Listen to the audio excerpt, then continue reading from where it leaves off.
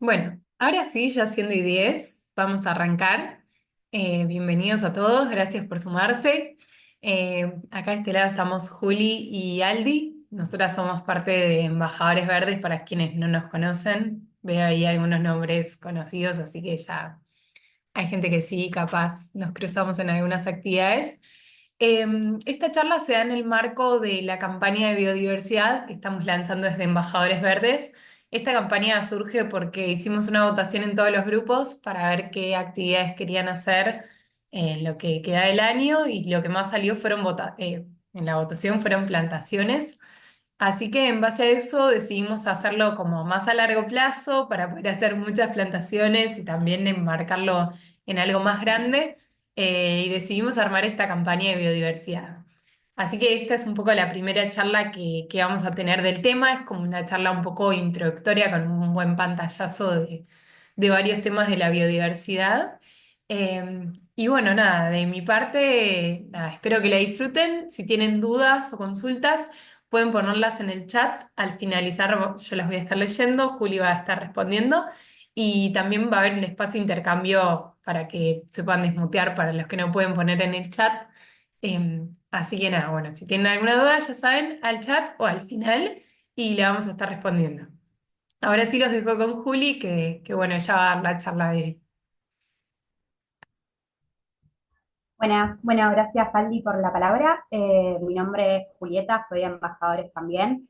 Les voy a dar el día de hoy esta breve introducción a lo que es la biodiversidad.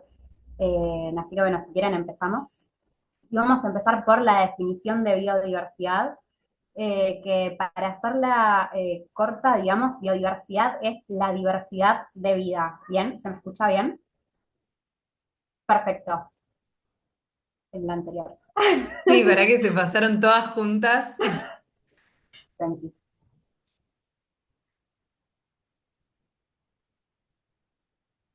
Ahora sí. Bueno, la biodiversidad o diversidad biológica son sinónimos, es la diversidad de vida, son las diferentes formas de vida, pero no solamente de lo que serían las especies o de los individuos, sino de todos los niveles de organización biológicos que existen, ¿bien? Este concepto de biodiversidad está muy ligado a lo que es el funcionamiento de los ecosistemas. Más adelante vamos a ver más específicamente temas de ecosistemas y los servicios ecosistémicos, ¿bien? Pero por ahora quédense con eso de que está ligado al funcionamiento de los ecosistemas. ¿Qué distintos tipos de biodiversidad? Podemos encontrar la biodiversidad genética, que es la variación de genes que se comparten dentro de una misma especie, ¿bien? La biodiversidad de especies, que es el concepto tal vez más ligado a lo que es la biodiversidad y son los distintos tipos de especies que pueden subsistir dentro de un ecosistema. Y después también tenemos la biodiversidad de ecosistemas, que sería la variedad de ecosistemas, por ejemplo, que hay en una región. Bien, todo esto vamos a ir profundizando más adelante y ya casi al último vamos a ver cuáles son los beneficios o por qué sirve esto de tener biodiversidad. Bueno, y ahora había una frase un poco choqueante que ya se spoileó, pero bueno, que es que estamos enfrente del sexto evento de extinción masiva, ¿bien? Pero no entremos en pánico porque primero tenemos que entender qué es una extinción masiva. Entonces, en la siguiente diapo explicamos lo que es una extinción masiva, es básicamente cuando se pierde entre el 25 y el 50% de todas las familias o más del 75% de las especies en un lapso de 1 o 2 millones de años. ¿Bien? Y acá tenemos dos tipos de extinciones. Tenemos la extinción de fondo, que es una que sucede naturalmente, que implica que las especies van desapareciendo y otras van ocupando su lugar, o sea, se generan nuevas especies, este sistema de desaparición y aparición de nuevas especies. Y después también tenemos la extinción antropogénica, que es la que es generada por el ser humano. Bien, esta es similar a la extinción masiva en cuanto al número de taxones afectados y en sus dimensiones globales, porque afecta absolutamente todo el planeta, son ocasionadas por humanos y acá la diferencia es que todavía no llegamos al lapso de 1 o 2 millones de años para decir que es una extinción masiva tal cual, sino que bueno, falta un poco de tiempo, pero vamos camino a eso.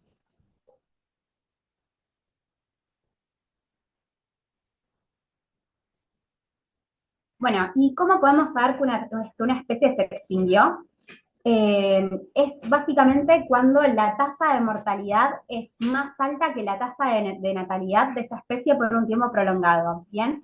Y acá tenemos un concepto formal de extinción que es cuando muere el último individuo de una especie. Esto tal vez es muy difícil de darse cuenta cuándo o cuál es el último individuo que murió de esa especie, entonces, bueno, tenemos que funcionalmente es cuando la reserva genética es tan baja o hay otros impedimentos que imposibilitan la reproducción y la normal supervivencia de las especies. Bien, cuando la reserva genética es baja, eso después lo vamos a ver más adelante en los beneficios de la biodiversidad genética, pero la especie se vuelve muy vulnerable. Y logísticamente, que esta es tal vez la que más usan los científicos dicen que una especie está extinguida cuando durante 10 años no observaron ningún ejemplar más de esa especie. Entonces, bueno, existe la IUCN, que es la Unión Internacional para la Conservación de la Naturaleza, que se encarga de categorizar a las especies según su grado de conservación. Tal vez lo escucharon hablar, las especies de la lista roja, que son las que están más, o sea, más en riesgo. Eh, y bueno, hay algunos ejemplos con porcentajes. Que ya se extinguieron el 41% de los anfibios, el 26% de los mamíferos, el 34% de las coníferas, que son unas especies de árboles, el 12% de aves, hay 37% de tiburones y rayas que están dentro de esta lista roja de especies en extinción, el 36% de los arrecifes de corral, los crustáceos también un 28%, reptiles 21% y cicadios 70%. Esas son como el porcentaje de las especies que están en esta lista de la IUCN.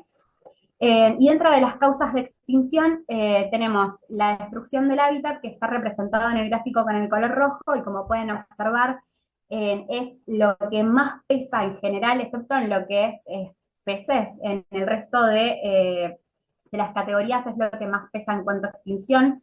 También está la sobreexplotación, que está representada con amarillo. Esta sí es la principal causa de extinción de todo lo que sería peces.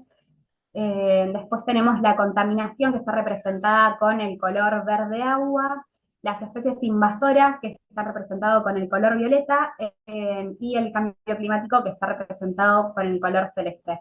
Bien, entonces ahí lo que trata de mostrarle el gráfico es eh, cuál es la causa de extinción de las aves, de los reptiles y anfibios, de los mamíferos y de los peces, o sea, qué es lo que más pesa en su extinción.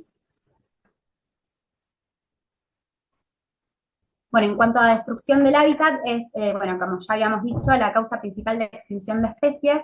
El mismo puede ocurrir por causas naturales como incendios forestales, por ejemplo, que ocurren de forma natural. También hay incendios que son de carácter antropogénico y otro tipo de cambios del hábitat que hacemos los seres humanos pueden ser la deforestación, procesos de urbanización, el avance de la frontera agrícola también pasa mucho en nuestro país.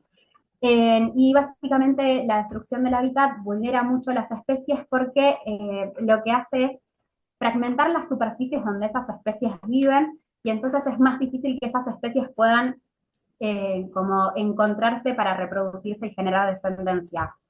Bueno, más del 75% de la biosfera terrestre está ocupada por ecosistemas modificados generados por el ser humano, es decir, que más del 75% de la biosfera terrestre fue víctima de esta destrucción del hábitat por parte del ser humano. Después tenemos la sobreexplotación, que ocurre principalmente en aquellas especies que son de interés comercial, por eso es la más afectada, por ejemplo, en todo lo que es peces, y ocurre cuando se extraen individuos de una población a una tasa mayor de la que el individuo se puede regenerar por sí solo naturalmente. Bueno, también hay especies de animales que son cazados por su carne, su piel, y también, bueno, dentro de la sobreexplotación, en especial para los que vivimos en las ciudades, podemos mencionar el tema del tráfico de fauna y eso también es como vulnera lo que es las especies en general. Después tenemos la contaminación. Decimos que hay contaminación cuando hay uno o más agentes contaminantes que se encuentran en concentraciones que pueden ser nocivos para el ambiente. Y esto afecta principalmente en la calidad del hábitat, y hay distintos tipos de contaminación. Tenemos la contaminación del agua, del aire, del suelo, y puede llegar a producir enfermedades y hasta muerte de las especies. Y con respecto a este tema, les quiero comentar un dato de color. Hay algunas especies que son bioindicadoras, bien, hay algunas especies que nos pueden decir, ya sea por su presencia o por su ausencia, cuál es el grado de contaminación del hábitat que estamos evaluando. Por ejemplo, hay algunas especies de peces que si se encuentran en un determinado río, ya por el simple hecho de existir esa especie en ese río, nos está dando una idea de cuál es la calidad del agua de ese río, bien, y tal vez por el simple hecho de encontrar esa especie en ese río, como es muy sensible, podemos decir que ese río tiene buenas características hídricas. Entonces, bueno, también es importante esto, como poder identificar cuáles son las especies que son más vulnerables, porque no a todas les afecta la contaminación por igual. Después tenemos especies invasoras o invasiones biológicas, y acá es importante hacer la diferencia entre lo que es una especie exótica y lo que es una especie invasora. Una especie exótica es una especie que se introdujo en un hábitat que no era el suyo natural o de origen, ya sea accidental o intencionalmente, desde otras regiones, y en general está asociado a la actividad humana porque ya sea a propósito o sin querer, en general los que solemos trasladar estas especies exóticas de un lado al otro somos los seres humanos. Sin embargo, el hecho de que una especie sea exótica no significa que sea invasora. ¿Por qué? Porque para que sea invasora, una vez introducida esa especie, se tiene que establecer y mantener poblaciones, y tiene que ser también mejor competitiva que las poblaciones que actualmente existen dentro de ese hábitat. Bien, entonces, por ejemplo, si nosotros trasladamos un árbol que nos gustó, no sé, de nuestras vacaciones, nos lo llevamos a otro lugar. Y ese árbol, en el lugar donde lo plantamos, encuentra las condiciones tranquilas para poder reproducirse y crecer tranquilamente, ahí ya es exótico. Ahora, si ese árbol tiene una tasa de reproducción muy alta y no tiene predadores naturales, que es en general lo que sucede con las especies exóticas, no tienen predadores naturales, no tienen nada que las controle, entonces ahí puede ser que se transforme en invasora. Ahí también leí en el chat que hablaban de los castores, tal cual los castores en el sur de la República Argentina son una especie invasora. Al principio era una especie exótica, pero ahora ya se puede decir que es una especie invasora. Después, otro ejemplo que tengo es la hormiga argentina. Claramente acá en Argentina no es invasora, es una hormiga nuestra. Se llama así hormiga argentina. Sin embargo, es una hormiga que accidentalmente se trasladó a otros países, como por ejemplo Brasil, o incluso a otros continentes como en Europa, y están causando esta hormiga estragos en otros continentes, y bueno, nada, es una especie invasora que salió de acá. Eh, bueno, causa grandes pérdidas económicas y de servicios ecosistémicos. Y con respecto al cambio climático, ya me mareé. Con respecto al cambio climático, el cambio climático acelera la pérdida de especies, modifica los patrones de distribución de las poblaciones, altera el ciclo de vida de las especies, y acá, una vez que la especie está afectada por el cambio climático, tiene distintas opciones. La primera es la posibilidad de aclimatarse, esto es si la especie requiere ciertos cambios en su morfología o fenología para ajustarse a los cambios en el hábitat producidos por el cambio climático. También la especie tiene la posibilidad de migrar, por ejemplo, si había una especie que era más de climas templados, no tan calurosos, y de repente por el cambio climático percibe más olas de calor, por ejemplo, bueno, esa especie también tiene la posibilidad de migrar hacia otro hábitat que sea un poco más frío para poder desarrollarse tranquilamente, o si no también tiene la opción de la adaptación, y esto ya es un poco más complicado porque implica cambios genéticos heredables dentro de esa especie que pueda pasar de generación en generación, y bueno, esto es en respuesta a una presión de selección, ¿bien? Y ahora hay un ejemplo que les quería compartir, que es el ejemplo de un pajarito. Este pajarito resulta que en la siguiente diapo, así tiene el gráfico, ahí está. Resulta que este pajarito Pone huevos, este pajarito se alimenta de una oruga, ¿bien? Y este pajarito pone huevos cuando la oruga está como en crecimiento bajo, o sea, hay poca disponibilidad de orugas, ¿bien? Esto lo hace para que en el momento que eclosionen esos huevos haya una alta disponibilidad de orugas, porque es como que el ciclo del pajarito se acopla al ciclo de vida de la oruga, entonces cuando hay más orugas, este pajarito tiene más comida y puede alimentar a sus pichones.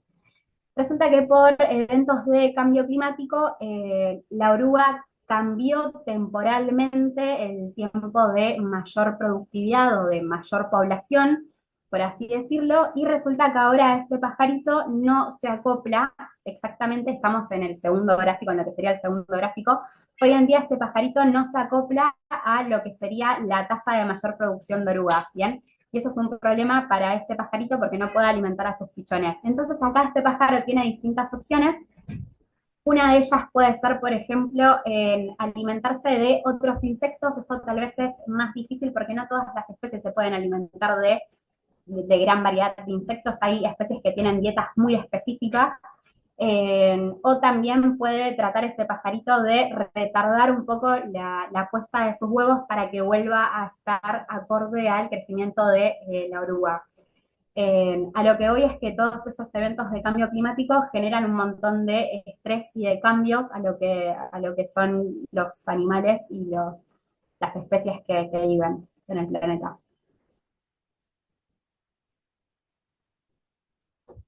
Bueno, y según los informes del panel intergubernamental de cambio climático, tienen como una serie de proyecciones de cómo estaría el planeta si nosotros hiciéramos grandes esfuerzos para mitigar el cambio climático o si no hacemos nada o si seguimos tal cual venimos. Y bueno, de ahí sale esto de el aumento de 1,5 grados, el aumento de 2 grados, el aumento de 3 grados. Son estas proyecciones que hace el IPCC.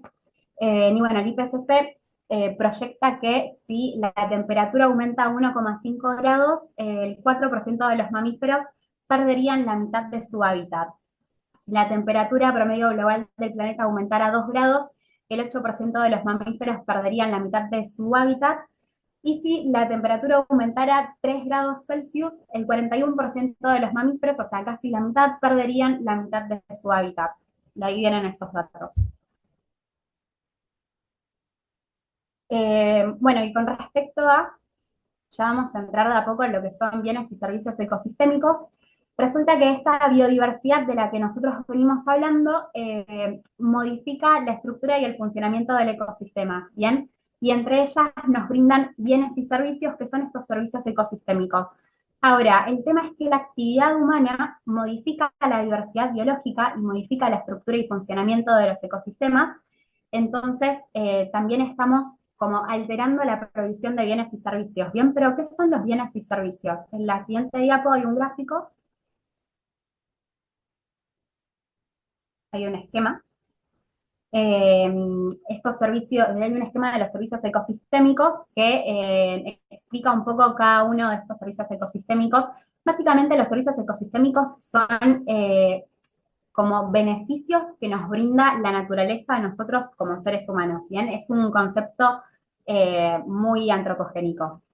Y tal vez los más conocidos son los servicios de aprovisionamiento, que pueden ser la alimentación, la medicina, el agua potable. Los servicios ecosistémicos de aprovisionamiento son los más tangibles, lo que nosotros podemos ver y podemos como tantear con nuestras propias manos.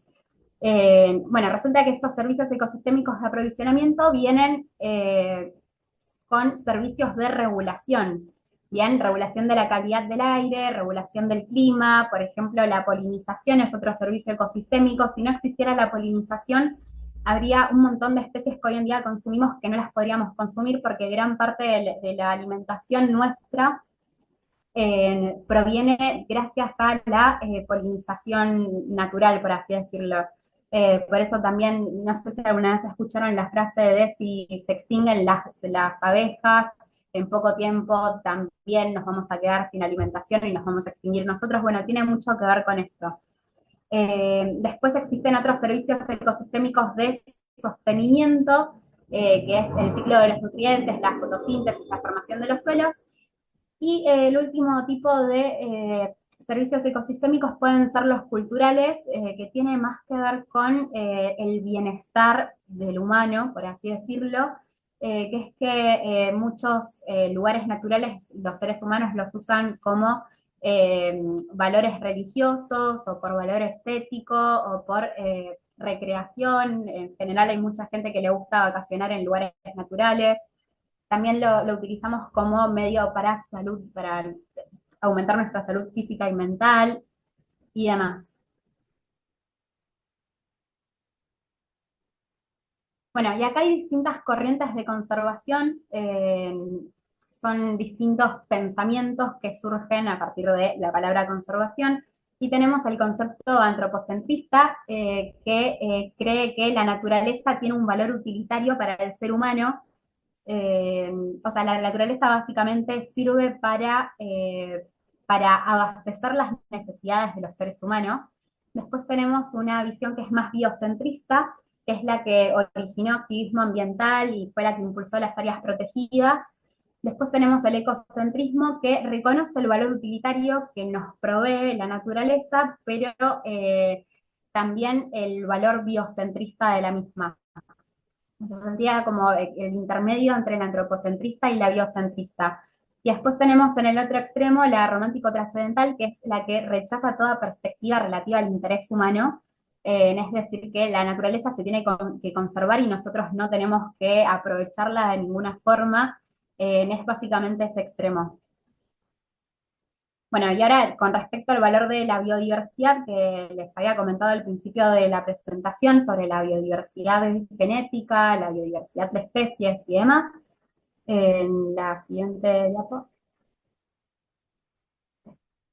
Con respecto a la biodiversidad genética, en general, para resumir, a mayor biodiversidad aumenta la resiliencia y disminuye la vulnerabilidad. Bien, y con respecto a la biodiversidad genética, eh, genera mayor adaptabilidad frente a distintos disturbios y disminuye la posibilidad de extinción. Y acá, por ejemplo, un ejemplo es en el caso de las cucarachas. No sé si a ustedes alguna vez les pasó que si tienen una invasión de cucarachas y tratan de fumigar con un veneno A, resulta que las cucarachas tienen una gran tasa de reproducción, entonces tienen una gran biodiversidad genética. Entonces, con el veneno A que nosotros podemos tirar en nuestros hogares, podemos matar a la mayoría de las cucarachas, pero siempre va a haber una cucaracha que tenga un gen de resistencia para ese veneno A. Y entonces ya la siguiente vez que querramos fumigar, vamos a tener que hacerlo con un veneno B. Y siempre va a haber dentro de nuestra población de cucarachas, alguna cucaracha que tenga el gen de resistencia al veneno B, y entonces ya la siguiente vez que querramos fumigar vamos a necesitar un veneno C y así sucesivamente. Entonces, las cucarachas son súper resistentes porque tienen una gran biodiversidad genética. Y eso es gracias a su alta tasa de reproducción. Eh, bueno, con respecto a la biodiversidad de especies, genera estabilidad del funcionamiento de los ecosistemas, genera una mayor adaptabilidad frente a disturbios, genera mayor tolerancia al estrés y disminuye la posibilidad de extinción. Y acá mi ejemplo es, hagamos de cuenta que nosotros tenemos no quiero usar la palabra campo, pero nosotros tenemos un determinado terreno y en ese terreno únicamente tenemos una especie. Vamos a poner que la especie es pasto para no caer en especies comerciales, pero también puede ser soja, ¿por qué no? De repente nos llega un estrés que podría llegar a ser, por ejemplo, un incendio. Si yo tengo una sola especie y esa especie, la única especie que yo tengo, no es resistente a los incendios, lo que va a pasar es que se va a destruir todo el terreno, bien, que yo tengo. Ahora, si yo tengo mucha biodiversidad, bien, hagamos de cuenta que es un terreno baldío y ahí las especies crecen naturalmente. Entonces ahí ya cuando tengo más biodiversidad puede ser que haya alguna especie que sea resistente a los incendios o alguna especie que tenga una estrategia de adaptación frente a los incendios, por ejemplo, que, no sé, genera más frutos y que frutos que son resistentes a altas temperaturas, entonces después pueden llegar a como reproducirse más rápido o demás. Bueno, lo que sucede en general con esto en los hábitats naturales, por ejemplo, hay algunas palmeras que son resistentes a incendios, entonces si yo tengo un pastizal o en un terreno de soja, en vez de tener un hábitat natural con palmeras y otras especies, muy posiblemente nada, se termine extinguiendo todas las especies la única especie que tenía en mi terreno, por así decirlo. Bueno, y con respecto a la biodiversidad de ecosistemas, nos brinda una amplia gama de servicios ecosistémicos, los que habíamos visto un par de diapositivas atrás, constituye el sustento de la mayoría de las actividades humanas y es base de una gran variedad de bienes y servicios ambientales. O sea, básicamente el valor de la biodiversidad ecosistémica tiene que ver con esto de que nos brinda servicios ecosistémicos a los seres humanos. Bueno, y hay algo que se llama ecorregiones. Las ecorregiones son superficies que a simple vista pueden parecer homogéneas, que tienen un gran número de especies, pero en general tienen unas pocas especies que son dominantes. Entonces ya cuando tenemos esas características ya podemos decir que estamos frente de una ecorregión. En la República Argentina hay 18 ecorregiones y el 50% de la superficie de la República Argentina está ocupada por 5 ecorregiones, ¿bien? Que son el Espinal, el Monte de Llanuras, las Mesetas, el Chaco Seco, la Pampa y la Estepa Patagónica.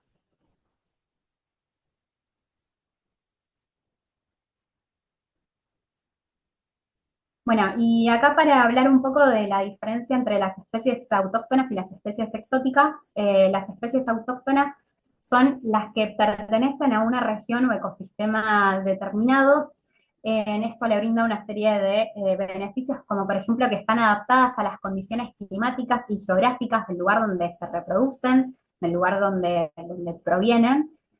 Su presencia en esa región es resultado de fenómenos naturales, sin intervención humana, son indispensables para el correcto funcionamiento de los ecosistemas y en general las especies autóctonas atraen o se relacionan mucho con otras especies autóctonas. O sea, tener especies autóctonas lo que nos permite es como generar una biodiversidad nativa dentro del lugar. Las especies exóticas viven y se reproducen en un ambiente geográfico que no es el original, no es el de su precedencia, eh, bueno, está introducida en general por el ser humano directo o indirectamente, puede ser accidental o intencional, puede ser que, por ejemplo, en el caso de los castores, fue una persona que le gustó el castor y se la llevó para acá, para Argentina, y en realidad no era de acá. Pero también puede ser que, por ejemplo, en el caso, esto pasa mucho con embarcaciones que traen especies de un lugar al otro y entonces cuando llegan acá al puerto, como esas especies no tienen como predadores naturales y demás, se reproducen sin límites y ahí llegan a ser invasoras también. Entonces no siempre es intencional la llegada de una especie exótica a un lugar.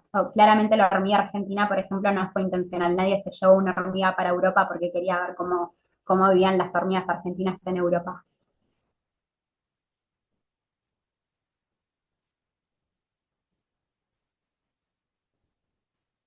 Bueno, dentro de los beneficios de las especies nativas, en especial de las plantas, vamos a hablar específicamente, es que atraen fauna nativa asociada, esto ya lo habíamos comentado, pero bueno, les traigo un ejemplo. No sé si conocen la especie murucuyá o flor pasionaria. Si no la conocen, igual creo que en la siguiente diapositiva tenemos una foto de la flor que es hermosa. Bueno, resulta que esta planta es hogar de una oruga, que es la que podemos ver en la imagen, que es la oruga de la mariposa espejito. No sé si conocen la mariposa espejito, es parecida a la monarca, pero tiene plateado en las alas también. Es como naranjita, marrón. Bueno, y resulta que el único lugar donde se puede reproducir y alimentar esta oruga es en la planta del murucuyá. Bien. Y bueno, y ambas, por supuesto, son nativas de todo lo que es la región bonaerense. Eh, Sostienen a los ecosistemas, mejoran la calidad del suelo, pueden retener contaminantes, esto igual lo pueden hacer otras plantas también, aunque no sean nativas, forman parte del paisaje natural, mejoran los ecosistemas urbanos, colaboran mitigando el calentamiento global.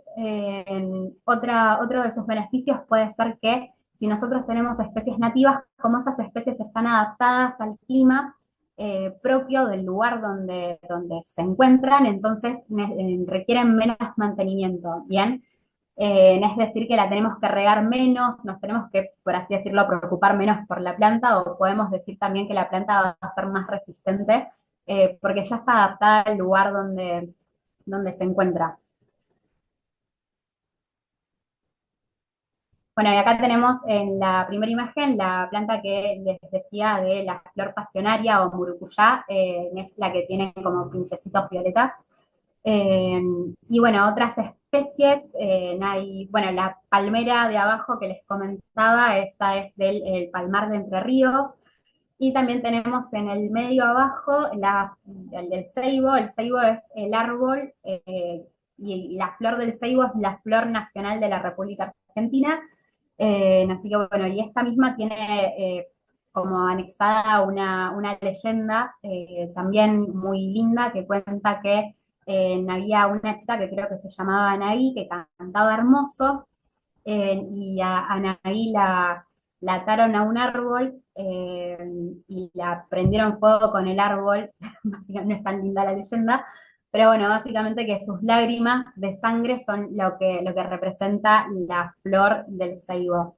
Y bueno, y se encuentra siempre cerca de lugares donde haya ríos y demás, o sea, es como ribereño. Después, dentro de la fauna nativa, también tenemos algunas especies. El yaguareté, tal vez es uno de los más conocidos. También tenemos el cóndor andino, que se encuentra en todo lo que es la zona cordillerana. Tenemos el carpincho, que ahí está como Miocastor coipus.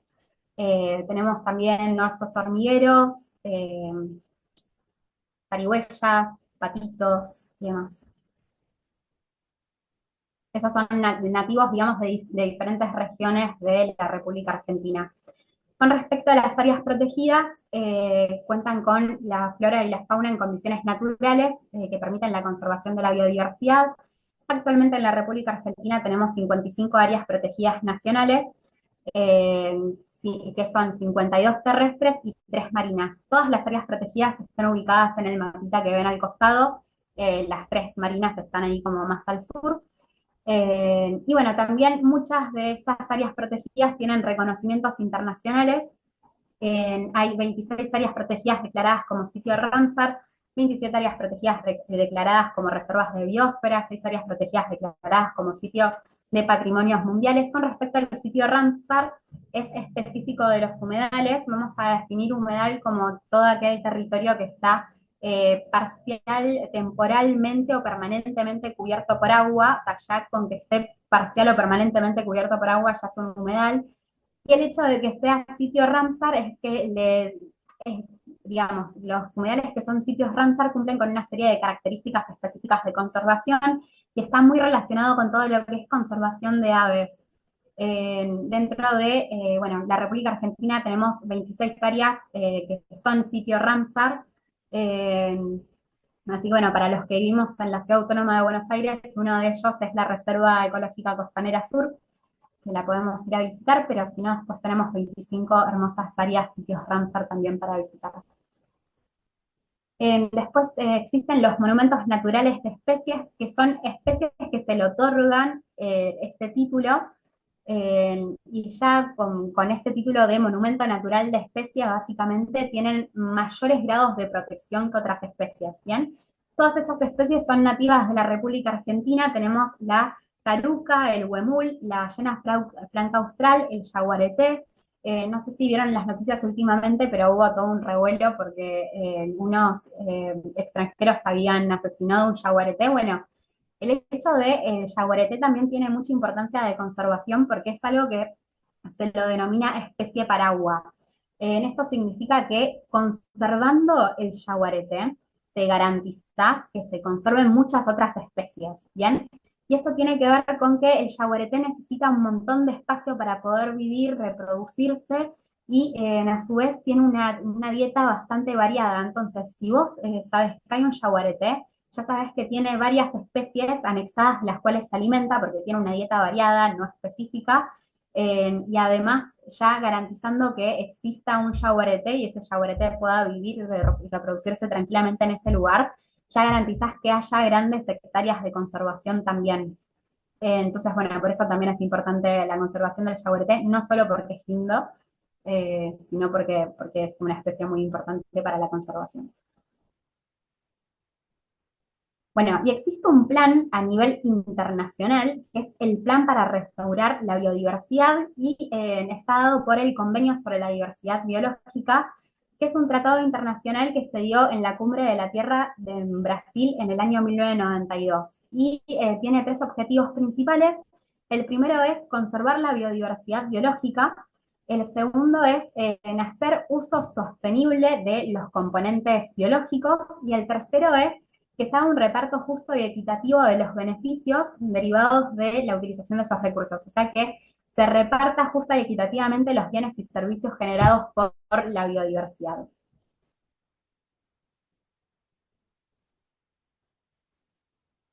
Y dentro del plan para restaurar la biodiversidad hay distintas aristas, por ejemplo, con respecto a la tierra, proteger las áreas salvajes, con respecto a la agricultura, mejorar la naturaleza, con respecto a las ciudades, crear espacios naturales, con respecto a los océanos, proteger los hábitats marinos, con respecto al agua, proteger los lagos y los ríos para la vida silvestre, reducir el impacto del cambio climático, eh, como incentivar una dieta a base de plantas para reducir los desechos, supervisar al ambiente para ayudar a la salud.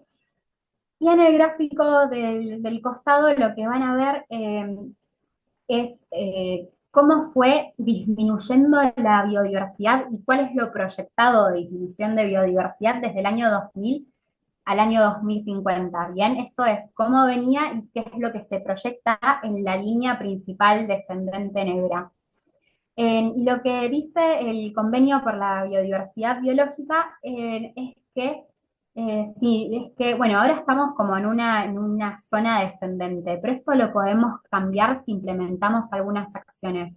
Dentro de estas acciones, pues están conservar y restaurar, actuar sobre el cambio climático, reducir la contaminación, producir de manera sustentable y reducir el consumo. Bien, y está con distinto color cuánto aporta cada una digamos, de estas acciones para aumentar la biodiversidad.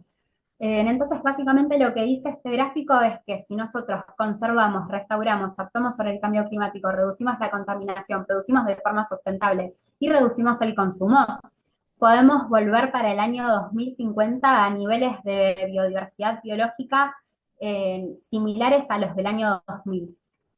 ¿Bien?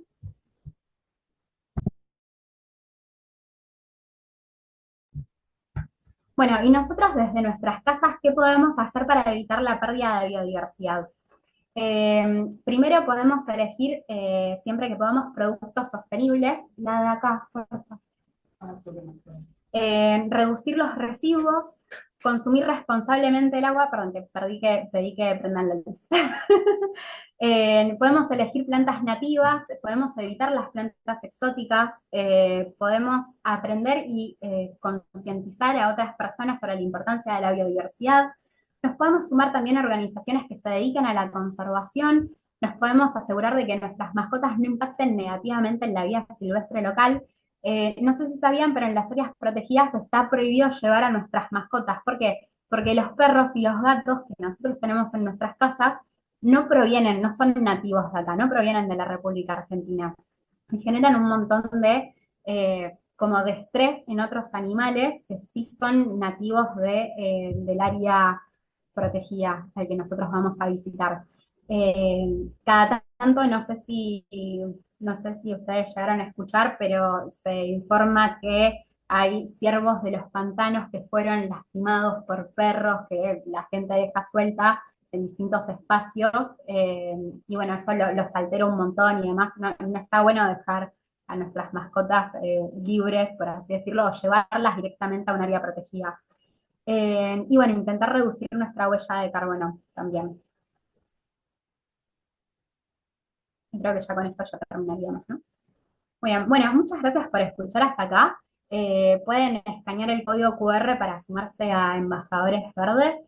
Si tienen alguna duda, consulta o algo que quieran comentar, es el espacio de abrir los micrófonos y charlamos un ratito.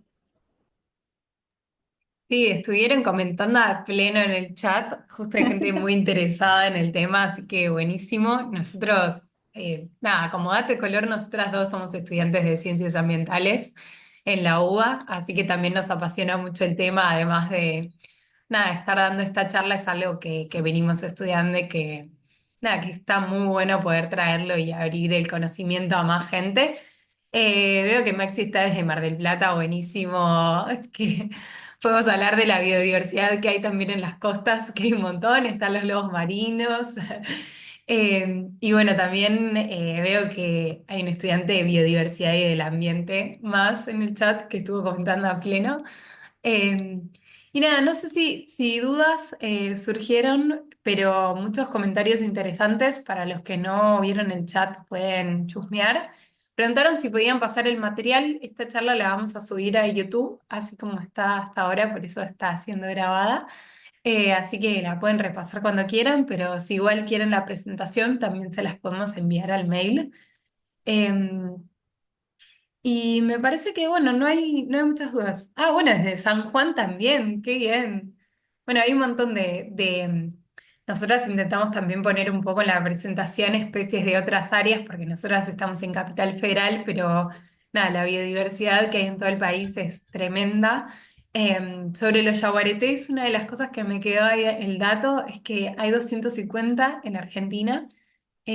Nada, había un montón más y por el tema de la reducción del hábitat nada, se estuvo achicando mucho la población, por eso tuvo tanto revuelo esta noticia del que habían asesinado, porque bueno, la verdad es que están siendo todo el tiempo monitoreados y contados y cada vez que liberan o que logran tener crías, como que es un gran logro, porque como comentó Juli, es una especie que es muy importante para toda la cadena, el resto de la cadena. Y justo los Además es una predadores. especie que no se reproduce en cautiverio, o sea, vos podés igual encerrarlo en un lugar súper amplio, pero si está dentro de una jaula no se va a reproducir. Sí, Entonces es muy incluso, difícil bueno, como reproducirlo. sí, incluso me parece que la última que tuvo cría es una que está con una patita medio mal, e igual la intentaron soltar ahí de manera bastante controlada en una de las áreas protegidas que hay para los yaguaretés. Eh, pero bueno, también con el último mensaje que mandaron mandaron cuánto daño hacemos, cuánto hay que cambiar para evitar seguir haciéndolo. Eh, buenísimo, estudiante de bioquímica de la UBA. Que bueno, somos varios de la UBA, entonces sí, hay un montón y hay un montón de cosas que podemos hacer nosotros desde nuestras casas también, ¿no? Porque a veces pensamos en biodiversidad y se nos ocurren esto de las selvas o los bosques o la naturaleza más prístina y de repente nosotros acá desde la ciudad podemos contribuir un montón al cuidado de la biodiversidad. No solo con la educación y la concientización, sino también sumándonos a plantaciones, teniendo plantas nativas. Hay veces que se hacen jornadas de, nada, extracción de exóticas, y nada, eso también está bueno para sumarnos, intentar averiguar qué iniciativas locales hay para cuidar la biodiversidad, porque es un tema nada, que es súper importante para mantener la vida que existe hoy en la Tierra, ¿no? Como la conocemos. No sé si alguien tiene alguna consulta o duda que quieran abrir el micrófono, comentario. Buenas, ¿se escucha? Sí, se Sí. escucha. ¿Se escucha? Ah, ¿qué tal? Me presento Andrés de Junín, mucho gusto, gracias por invitarme a este espacio. La verdad que es súper interesante, soy licenciado en ambiente y paisajista. Y bueno, quería, no sé, ya que hablaban de conceptos de sustentabilidad, biodiversidad, etcétera, etcétera, etcétera. Por ejemplo, les comento, yo tengo una finca, son 3 hectáreas, tengo mi bosque frutal, bosque de plantas, de arbustos, huertas aromáticas, invernadero con fruta. Y, o sea, al nivel chiquito, pero trato de aportar mi granito de arena, ¿no? en lo que puedo, ¿no? Así que ya empezaron a haber cientos, miles de abejas estos días de calor, así que nada, contento con la llegada de la primavera y bueno, nada, me parece genial que haya más gente interesada en el tema, porque la verdad que si queremos seguir sobreviviendo como especie, tenemos que tener conciencia de todos estos temas que son súper importantes, como mencionaste recientemente. Así que nada, para adelante a plantar plantas, a cuidar el ambiente, a no contaminar, a elegir productos más ecológicos. Y ya sé que uno no va a cambiar el mundo, pero si cada vez somos más, viste, por ahí en algún momento se va a contagiar más. No te digo el mundo entero a nivel global, pero sí. Así que bueno, nada, simplemente eso. Gracias. Ay, gracias por desmutearte. Estuve esperándolo casi toda la charla porque te veía comentar ahí y era como, bueno, está muy interesado en el tema, está aportando un montón de data. Vi también que aportaste como de otras especies también. Y también qué bueno Vale. que estés en otro lugar, ¿no? Nosotros, nada, la diversidad de los lugares desde los que se pueden participar en las charlas virtuales, también Claro. está buenísimo porque si no, presencialmente es como que tenemos un alcance mucho más chico. Y estas cosas está bueno pensarlas a nivel país, ¿no? Por lo menos a esa escala. Y sí, uno lo piensa como, ahora voy para ingeniero, algún día si Dios quiere ser ingeniero, doctor en ambiente, y uno lo ve a nivel global, pero sí, hay que mirarlo a escala regional o en tu ciudad para empezar, ni hablar. Ujú. Tal cual, nosotros siempre intentamos como esto, de actuar individualmente, pero pensar como de manera comunitaria en las respuestas que podemos dar. Y un poco la visión de embajadores verdes es de hacer, ¿no? No de hacer porque desde el optimismo, porque pensamos que bueno, que todo va a estar bien y que no pasa nada, sino porque creemos que la mejor forma que podemos nada, contribuir a la sustentabilidad es de manera comunitaria y de manera activa, como activando cada uno en su localidad. Capaz al principio sean pocos o nos sumemos pocos, pero tenemos que estar conectados y nada, y empezar a tender lazos con el resto de la gente que esté haciendo cosas en el mismo sentido. Claro, se tiene que contagiar, es algo que se tiene que contagiar a las nuevas generaciones y bueno, ya se está implementando educación en ambiente en algunos colegios, no a lo largo y ancho del país, pero de a poquito como que se le va tomando cierta importancia a lo que es el ambiente, ¿no? Y a su conservación, lo importante que es para la vida y para todo, ¿no? Sí, tal cual, tal cual. Bueno, ahí Maxi comentó que está en Mar del Plata y que hay un montón de basura. En Mar del Plata hicimos algunas recolecciones de residuos en las playas, también en la costa argentina hicimos algunas recolecciones de colillas. Eh, pero bueno, ya para arrancar, como que, por ejemplo, el tema del plástico en las playas es tremendo. La otra vez veía un estudio que habían hecho sobre la arena y ya la mayor parte de la arena casi era microplástico. Así que esas cosas también son bastante sorprendentes.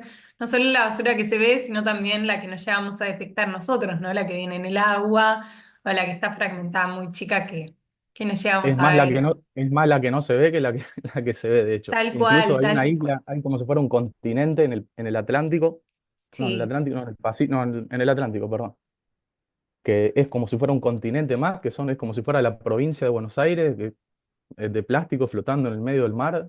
O sea, no sé si han visto eso, pero es sumamente alarmante. No solamente de los plásticos, ¿no? O sea, sí, hay contaminación a nivel. 5 en realidad. Son un Sí, montón hay varios. más. Hay una muy grande, pero bueno, La sí, más grande es la seguramente hay del varios. Pacífico. Claro, a esa me refería Sí. precisamente. Sí, eso, bueno, lo preocupante de las islas de plásticos es que no es que están solo arriba y que se quedan atrapados nada, todos los animales en las redes y en los residuos plásticos, sino que también se evaluó y está en toda la columna de agua porque llegó a profundidades que no se tenía estimado, porque el plástico se va degradando, ¿no? Se va haciendo cada vez más Microplásticos, chiquito. claro, Sí, y eso claro, llega a exacto. profundidades tremendas que no se pensaba que podía llegar y de repente está. Entonces no es como que podemos ir con una red y sacarlos, sino que hay que pensar realmente mucho más para ver cómo se soluciona eso, porque Ojalá fuera tan sencillo, pero no, bueno, es un ojalá. tema de concientización y, viste, mirar más para adelante y implementar, no sé, cosas así biodegradables, como, no sé, cáscara de coco, de carozo de palta, o sea. reciclar, no sé, buscar alternativas más amigables con el ambiente, más ecológicas. Sí, tal cual. Por suerte cada vez hay más alternativas y cada vez se tiene más conciencia, ¿no? Sobre el tema del plástico y de los residuos. Pero bueno, también eso está bueno para llevarse de la charla el gráfico que mostró Juli, de que no es que está todo perdido, no es lo mismo que aumente un grado, a que aumente un grado coma cinco, a dos, a tres, porque también mucha gente capaz le agarra un poco de ecoansiedad, de decir, uy, no hay nada que pueda hacer, todo va a colapsar, ya llegamos al grado 5, ¿qué hago? Y Ah, bueno, nada, hay un el- montón de cosas todavía que podemos hacer. Perdón, la, quiero la- llevar tranquilidad, no llegamos al grado 5. Espero que nunca lleguemos. Claro, pero bueno, no es lo mismo y todavía hay cosas por hacer. Como que estamos a tiempo de poder revertir algunas cosas y poder intentar frenar otras, ¿no? no, no vamos a revertir ni nada, porque ya es algo natural que los ciclos del planeta están estipulados en un tiempo determinado, pero bueno, lo que nosotros hacemos, el hombre, antrópicamente, es que aceleramos procesos geológicos y etcétera, naturales, y aceleramos de tal manera todo que tarde o temprano va a terminar colapsando el planeta. Ya lo estamos viendo a nivel global en todos lados, pero bueno, el tema es Sí, ahora en adelante tratar de resarcir, enmendar lo máximo posible, ¿viste? Buscando energías más sustentables, más limpias, alternativas, no sé. Eh, no solo la agricultura, también la contaminación del agua, del aire, es alarmante realmente. sí, también estrategia de adaptación, ¿no? Porque mucho tiempo se pensó en mitigar, como en intentar frenar todo este avance y hoy en día capaz tenemos que enfocarnos un poco en pensar en cómo hacer las ciudades, los pueblos, los municipios, las costas más adaptadas para las cosas que se prevén, que hay muchos lugares que ya tienen estudios de cómo va a afectar el cambio climático a las diferentes localidades. Entonces ahí también está bueno, ya que está la información de decir, bueno, está bien, acá va a crecer el nivel del mar, ¿qué podemos hacer? Estas zonas son inundables, ¿cómo nos adaptamos a esto, no? Bueno, son las 7 ya, así que vamos a ir cerrando, pero como les comenté antes, todo esto va a estar en YouTube, así que nada, si quieren volver a verlo, se lo vamos a estar compartiendo, la presentación también, y cualquier duda nos pueden escribir al Instagram, que es Embajadores Verdes OK,